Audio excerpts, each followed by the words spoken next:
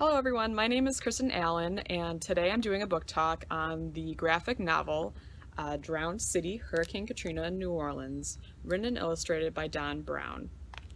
I've not read a ton of graphic novels in my life, and I've got to say this is probably one of the best ones I've read so far, especially if you're new to graphic novels and the genre in general. I'll show you some pictures, but it's basically it's minimal text, but the pictures are amazing. He did a really good job of capturing the dire circumstances of people who were left behind.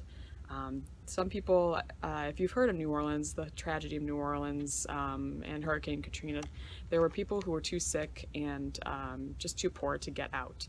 So even though 80% of the city was able to get out, there were still people left behind and pets. So it does go into that, and it tells you, it goes from the beginning of the storm to how it started as a tropical storm in the Atlantic Ocean, and it was a Category 5 hurricane at one point, so the absolute worst that it could get. It was downgraded to a Category 3 by the time that it hit, but still a monster. So when it hit, it just completely destroyed New Orleans, and it made it really hard for people to get out. It made it very hard for people to be rescued.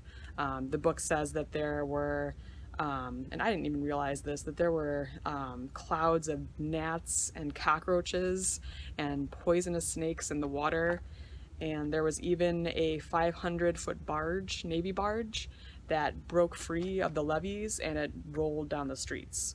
So the rescuers had to deal with a lot to get people out.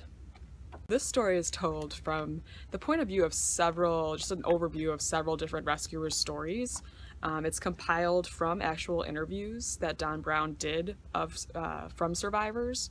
So it's a true historical fiction or historical account of what happened. So if you're interested in history, I would recommend this to you, or if you're interested in graphic novels, it's a great quick read. It's 96 pages, so it's not long, but it'll grasp your attention. It has as I said, a beautifully drawn pictures, and the text is very informative, and it will give you a very in-depth glimpse of the survivors and how they survived. So if you are interested in learning about that, check out Drowned City.